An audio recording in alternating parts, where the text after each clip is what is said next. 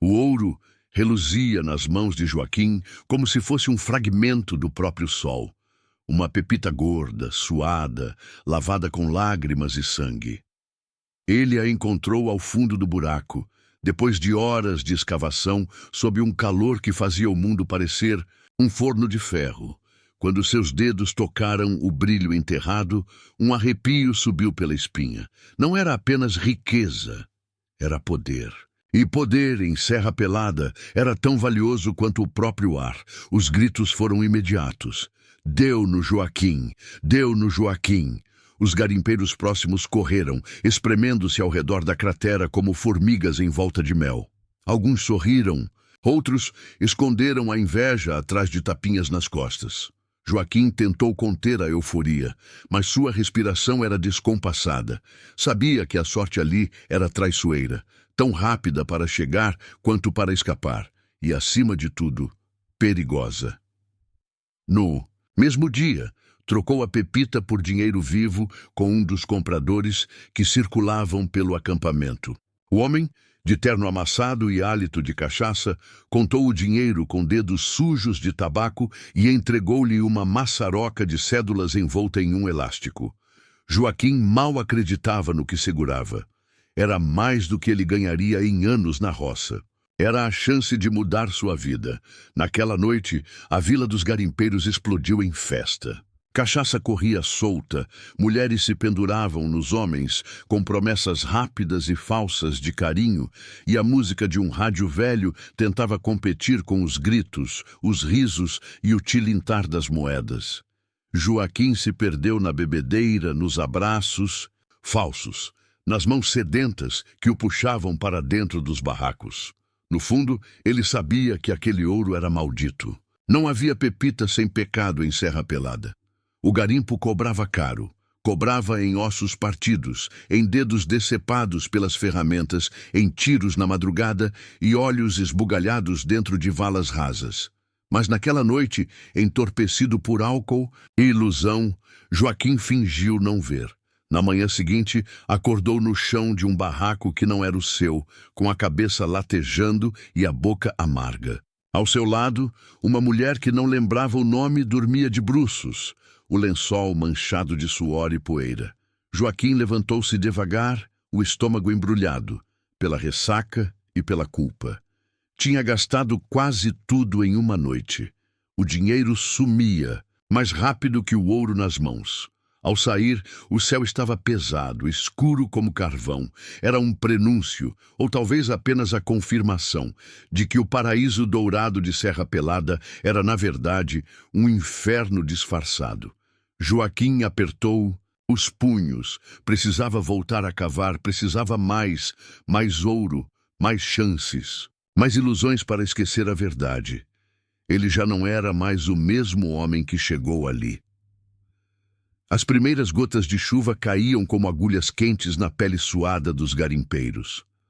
O céu escureceu de vez, e logo o solo seco e rachado da escarpa se transformava em um lodaçal traiçoeiro, onde cada passo era uma aposta entre a queda e o desequilíbrio. Em minutos, a cratera de Serra Pelada virou um caldeirão fervente de barro, suor e desespero. Joaquim segurava firme a picareta, os pés afundando até os tornozelos na lama espessa. Os homens ao redor dele escorregavam, empurravam-se, gritavam, ordens e palavrões, numa dança caótica entre a ambição e o instinto de sobrevivência. A cada deslizamento de terra, o medo se fazia mais presente. Era como se a própria serra quisesse engolir de volta os homens que lhe arrancavam as entranhas. Acidentes se multiplicavam. Um homem caiu de uma ribanceira e bateu com a cabeça nas pedras lá embaixo. Outro teve a perna esmagada por um carrinho carregado de cascalho. Ninguém parava. Ali, onde o tempo e o ouro valiam mais que a vida, qualquer fraqueza era punida com o esquecimento. No topo do morro, os jagunços observavam tudo com armas em punho. Não falavam, não ajudavam. Estavam ali para manter a ordem dos donos do garimpo, não dos homens da lama. Qualquer desobediência, qualquer tumulto, e eles desciam atirando. Já tinham matado antes e matariam de novo sem pestanejar. Serra Pelada era uma terra sem lei, ou melhor, uma terra com leis próprias, escritas a sangue e sujeira. Naquela tarde, Joaquim viu o desespero estampado nos rostos. Não era só a chuva que os ameaçava, era a fome, o cansaço, a doença que rastejava pelos barracos, o cheiro pútrido da água parada misturada à urina e suor. Era o tempo que passava, impiedoso, enquanto o ouro escasseava. No barraco, do posto médico improvisado, os corpos se acumulavam. Homens com febre, com malária, com feridas que não cicatrizavam. Outros envenenados pelo mercúrio que usavam nas bateias. Muitos apenas se deitavam e esperavam. Esperavam a sorte, a morte ou o esquecimento. Joaquim, sujo de barro até os olhos, sentiu a própria alma pesar mais do que a picareta em suas mãos. Mas ainda assim, cavava. Cada estocada contra a terra era um grito surdo contra o destino. Era a esperança de encontrar mais uma vez uma pepita salvadora. Não por ganância, não mais, mas por desespero. Ali, naquele inferno alagado, cada homem era seu próprio juiz e carrasco. Cada dia era um julgamento, e quase todos saíam condenados. As noites em Serra Pelada tinham um tipo de silêncio estranho. Não era a ausência de som, mas uma presença abafada de coisas que não queriam ser ouvidas. O burburinho dos homens nos barracos, os cochichos entre trincas de lona e madeira, os passos apressados na lama. Tudo era ruído de sobrevivência. Mas havia outras vozes também. Sussurros que se escondiam nas frestas da escuridão, carregados de medo e de segredos. Joaquim aprendeu a reconhecê-las. Ele costumava dormir com um olho aberto, o facão ao alcance da mão e os ouvidos atentos a qualquer sinal. Aquela terra não perdoava a inocência, e menos ainda confiança. Já vira muitos garimpeiros desaparecerem na calada da noite. Alguns por conta de brigas por ouro, outros por dívidas, outros apenas porque estavam no lugar errado, na hora errada. O barro vermelho era bom para esconder corpos, melhor ainda com a chuva para lavar os rastros. Naquela noite, enquanto o vento soprava forte pelas lonas rasgadas e fazia o candeeiro oscilar em chamas pequenas e nervosas, Joaquim escutou algo diferente. Uma discussão abafada mais adiante, vinda do alto do morro. Reconheceu a voz de um dos capangas de Batista, o chefe da segurança do garimpo. E a outra era de um fiscal do governo. Fiscais eram raros por ali. Chegavam com promessas de ordem, traziam papéis, leis e ameaças, e sumiam dias depois, com bolsos cheios ou rostos marcados por socos. Aquele ainda estava vivo, mas a voz tremia.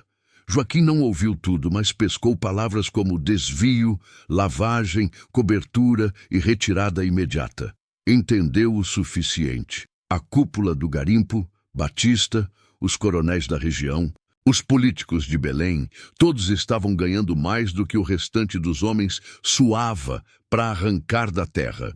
O ouro de verdade, o grosso, já tinha destino certo antes mesmo de sair das bateias. Os garimpeiros eram apenas cortina de fumaça para uma engrenagem corrupta e milionária. Na manhã seguinte, o fiscal já não estava mais lá. Foi embora. Antes do sol nascer, disseram alguns. Pegou um aviãozinho para o Pará, especularam outros. Mas Joaquim sabia. O olhar do capanga de Batista dizia tudo.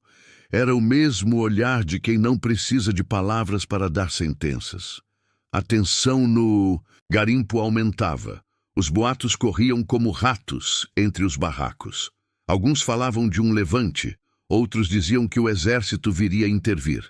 Mas nada era certo, só o medo.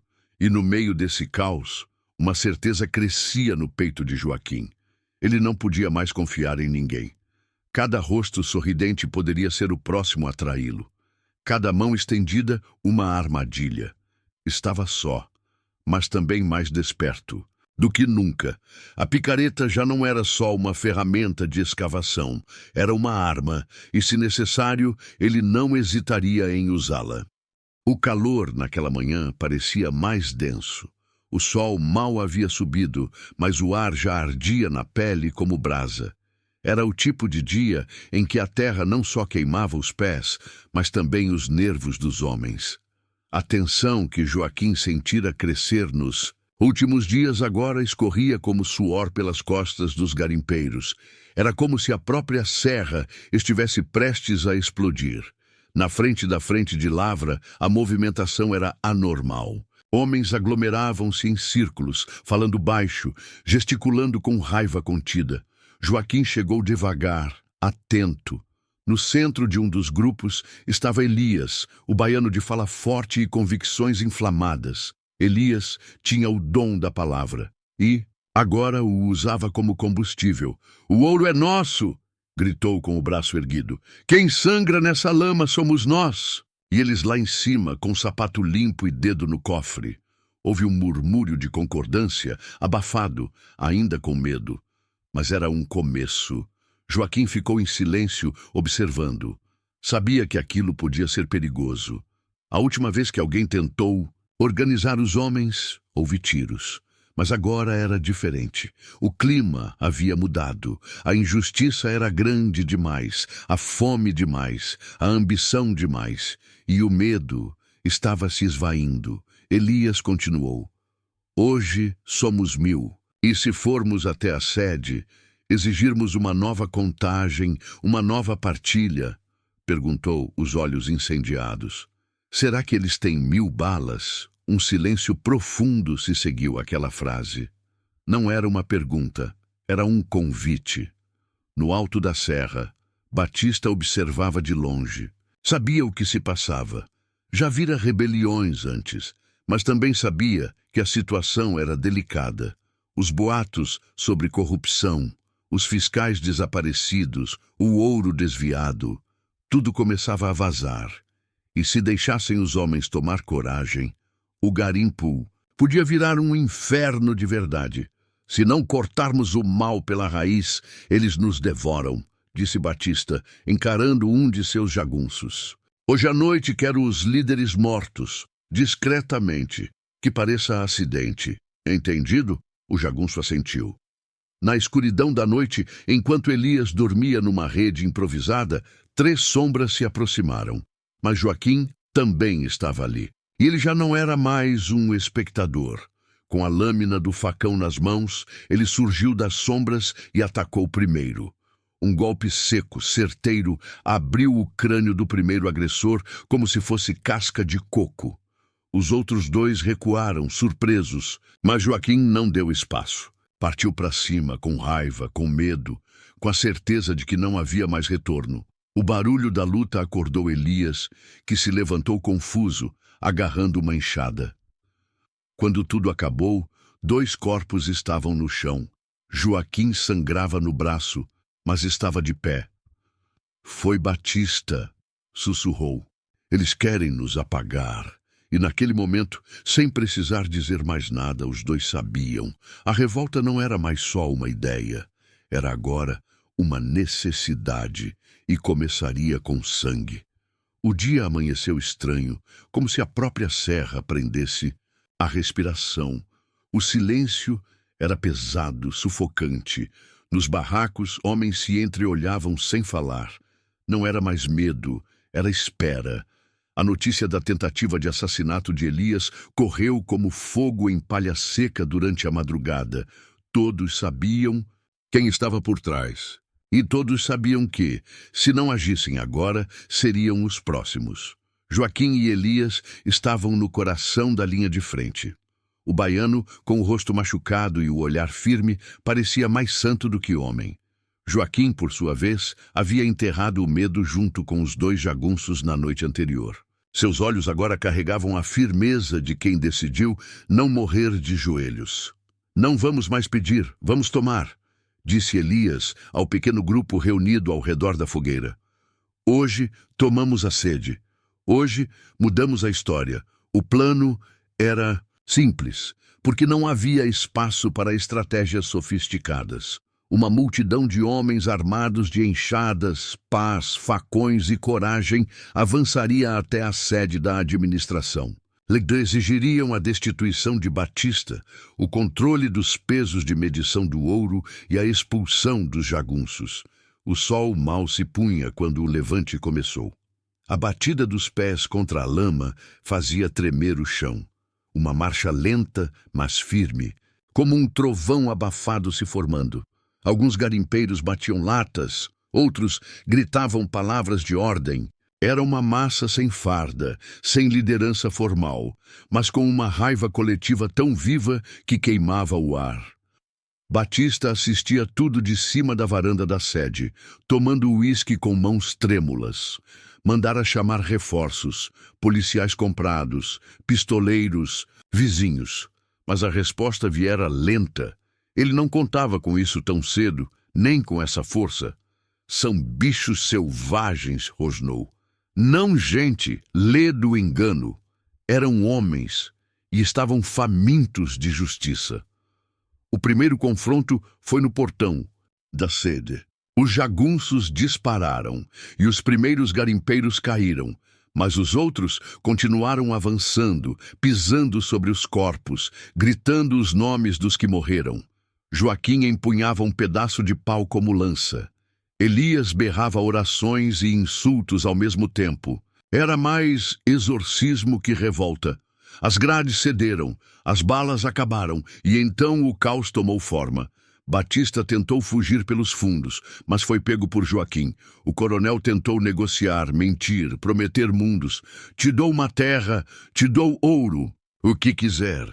Tudo o que eu quero é que você sinta o gosto da lama, respondeu Joaquim, empurrando Batista ao chão. Mas Elias interveio. Ergueu a mão ensanguentada e disse: ele será julgado pelos homens e pelos deuses de barro.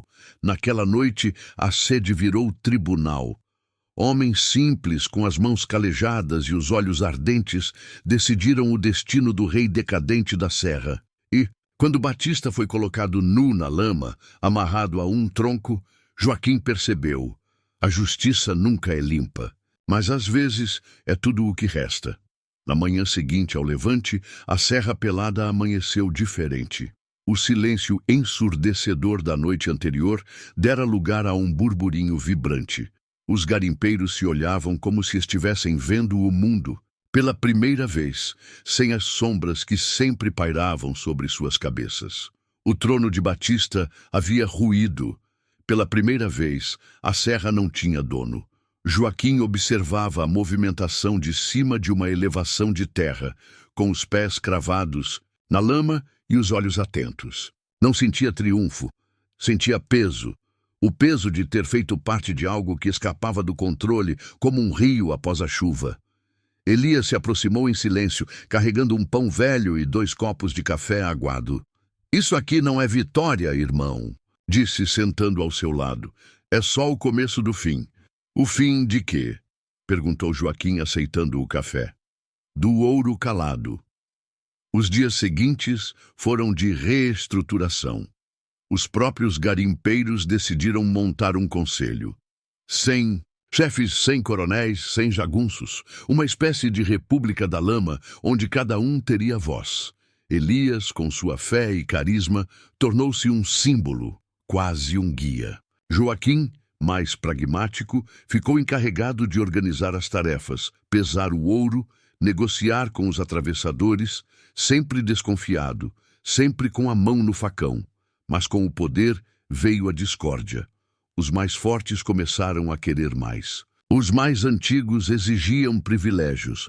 Alguns boatos diziam que grupos queriam formar milícias locais para proteger os barrancos.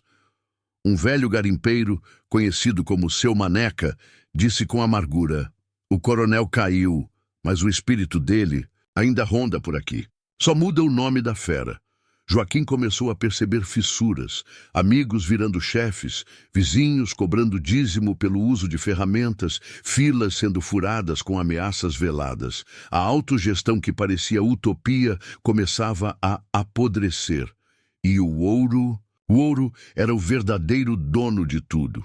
A gente matou o diabo, mas esqueceu que ele era feito de ouro, murmurou Joaquim numa noite, conversando com Elias. Talvez o inferno não seja um lugar. Talvez seja isso aqui mesmo, respondeu o baiano, com os olhos perdidos nas estrelas encobertas. Naquele mesmo dia, um homem foi morto por causa de uma pepita. Outro sumiu no mato e nunca mais voltou. E um novo grupo, auto-intitulado Os Guardiões da Serra, começou a cobrar taxas para manter a ordem. O que começou como libertação estava virando uma nova prisão, mais sutil, mais suja, mais traiçoeira. E no meio disso tudo, Joaquim sentia algo apodrecer dentro dele. Um vazio crescente, como se, ao derrotar Batista, tivesse libertado o corpo, mas não a alma do garimpo.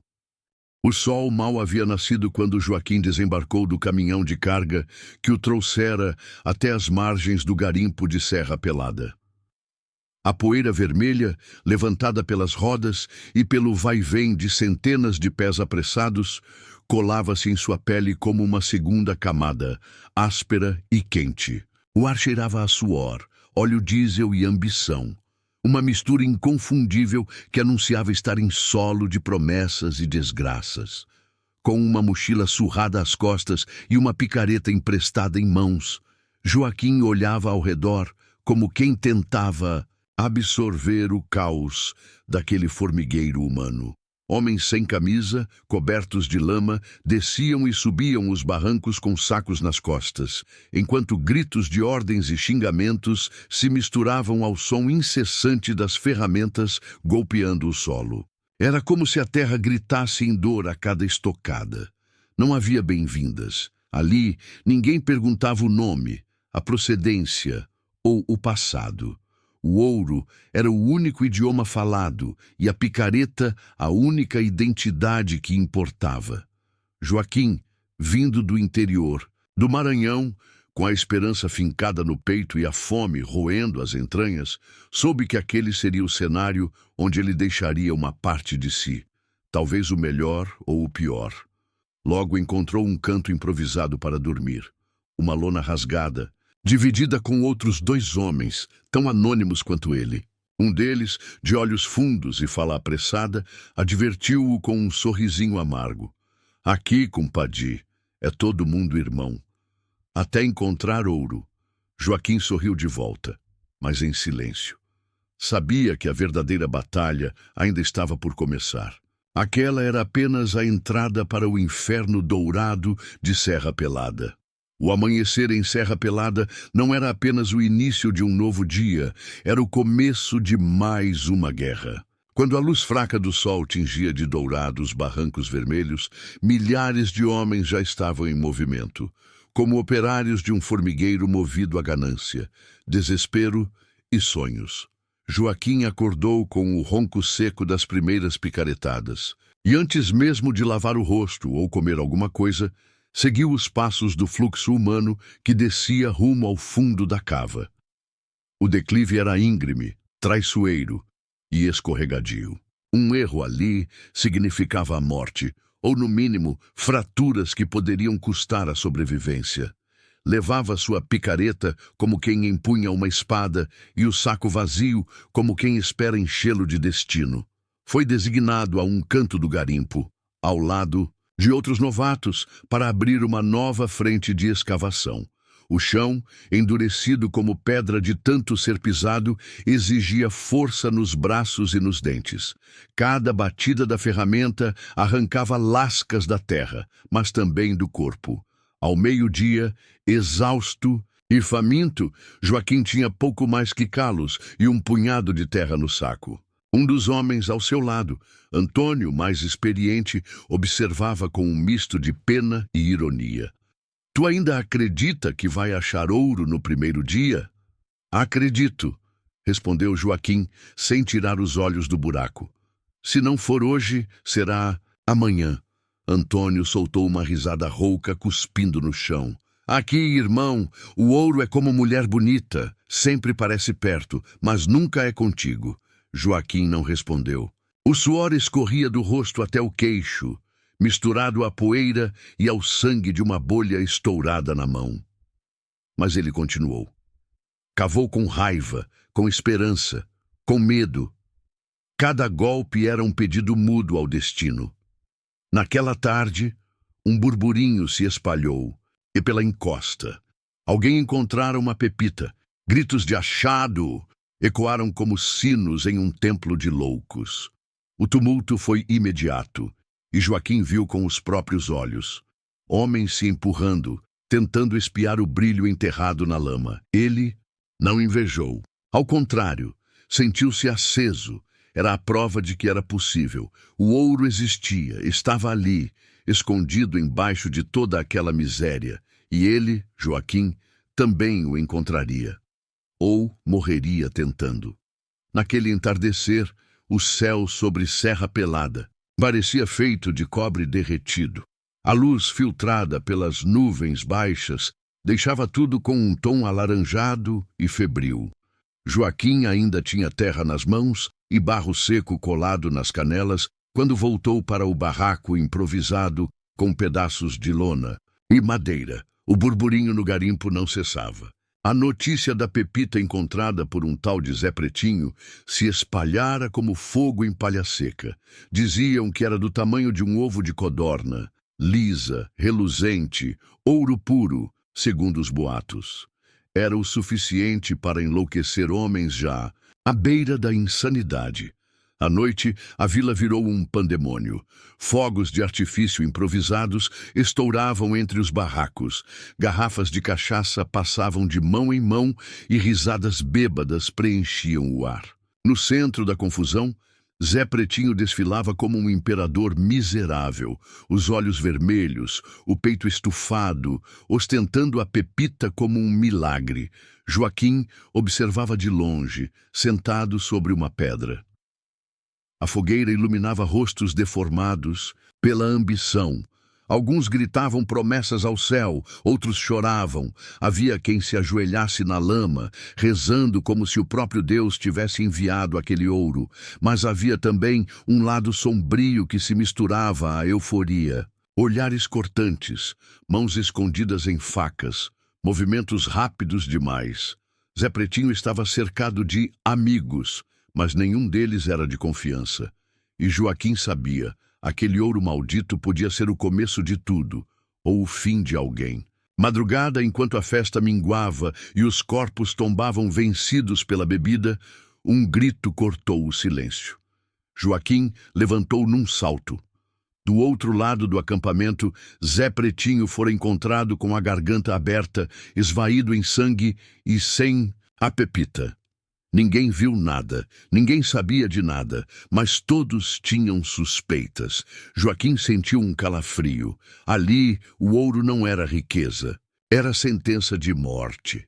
Na manhã seguinte, tudo voltou ao normal, ou o mais próximo que aquele lugar podia chegar de normal.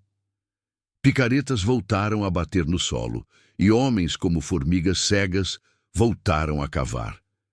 Mas agora, Joaquim sabia. Em Serra Pelada, quem acha ouro, cava sua própria cova. O corpo de Zé Pretinho foi enterrado ali mesmo, em uma cova rasa no alto do barranco, com cruz improvisada feita de 2 galhos secos amarrados com arame farpado. Ninguém chorou. Ninguém falou seu nome alto. No garimpo, a morte era comum como o barro vermelho nas unhas dos homens. Mas, naquele dia, Joaquim sentiu algo diferente. Um aperto no peito, uma sombra que parecia ter descido com a madrugada. Desde a tragédia, os olhos de Joaquim não descansavam.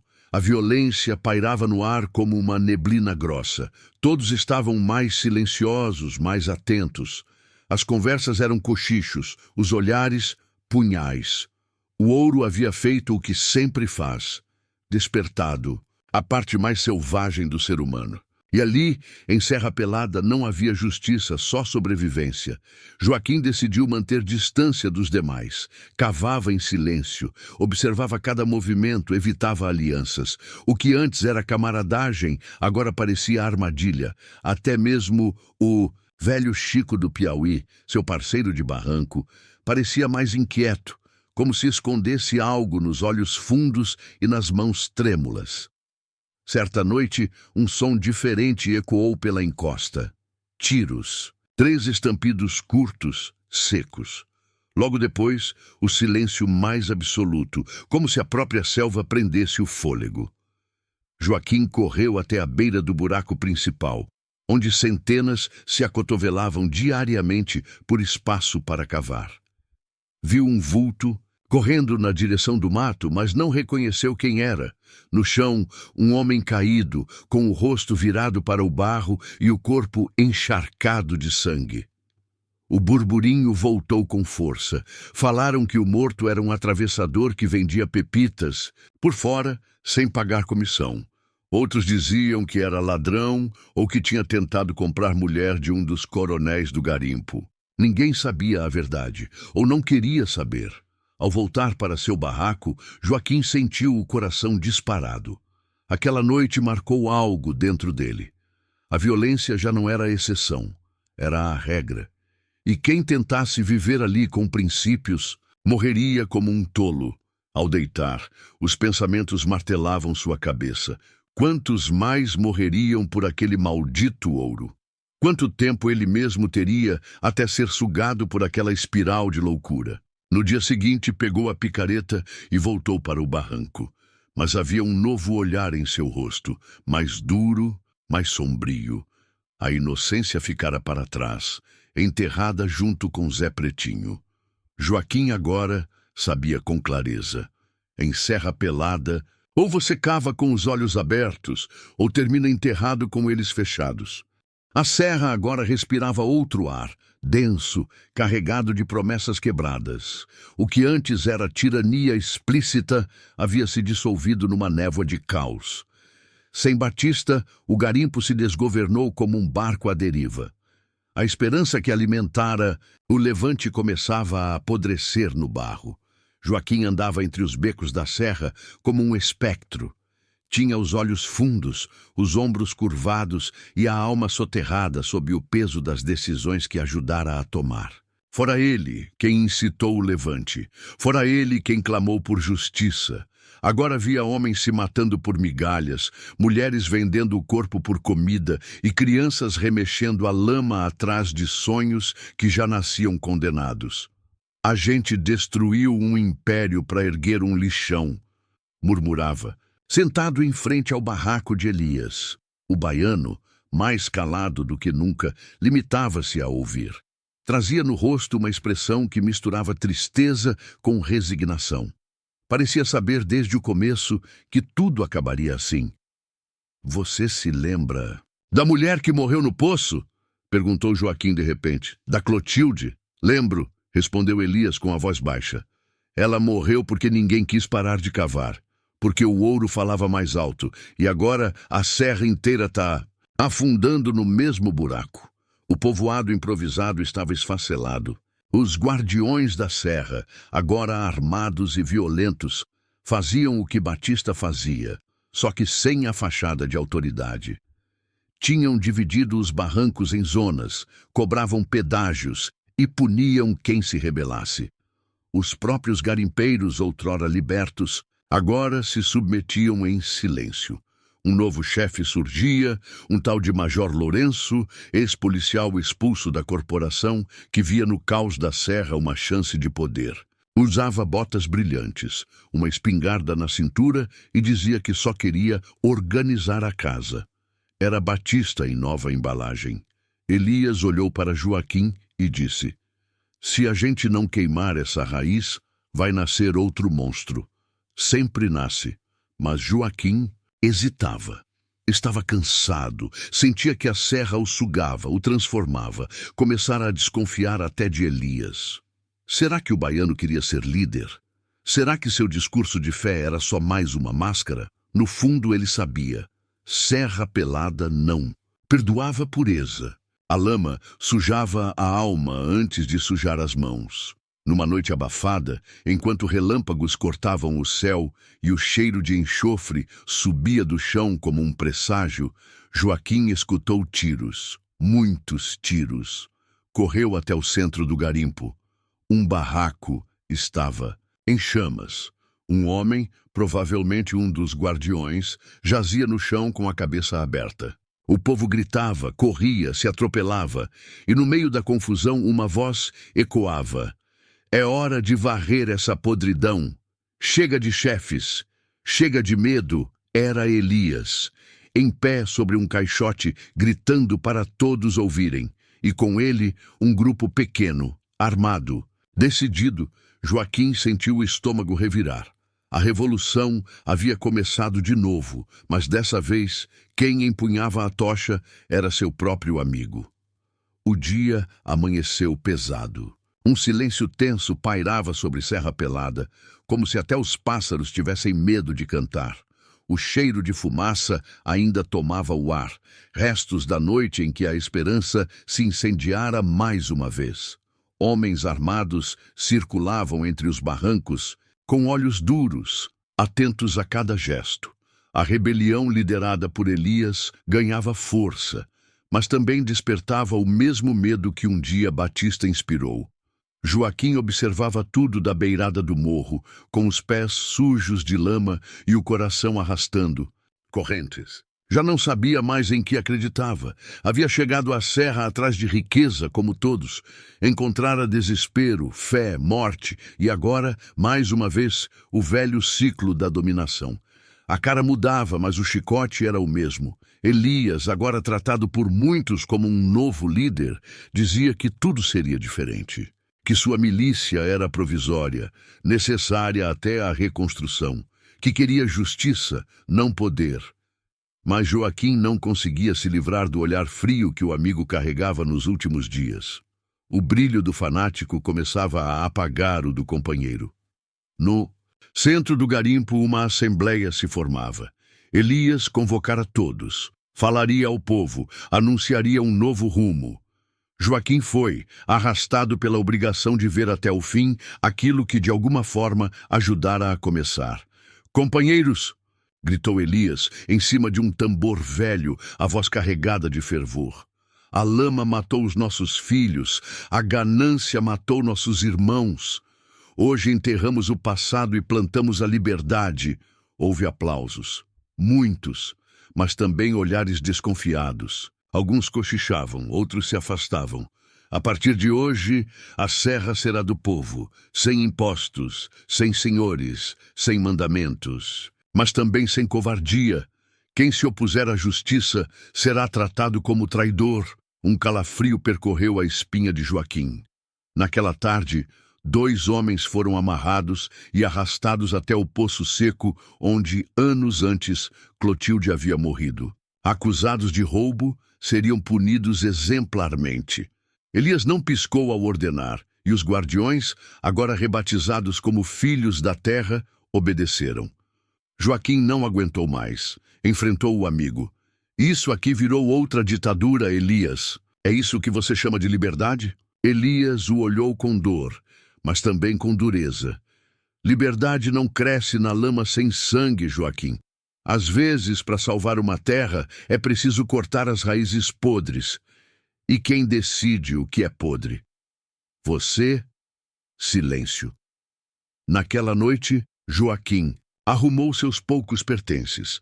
Enterrou uma pepita de ouro na entrada do poço, como um símbolo ou um túmulo. Deixou a serra a pé, sob a lua opaca, sem rumo, mas com a alma um pouco mais leve. Não levava ouro. Levava cicatrizes. Anos depois, quando a febre do garimpo era apenas uma lembrança e a lama voltava a ser só terra, um jornalista o encontraria numa cidadezinha ao norte do Pará. Trabalhava como carpinteiro, mãos calejadas, olhos distantes. Quando perguntado sobre a serra, disse apenas: "Entre a picareta e o inferno, eu escolhi sair vivo." E voltou a martelar em silêncio, como quem esculpe na madeira aquilo que o tempo nunca conseguiu apagar.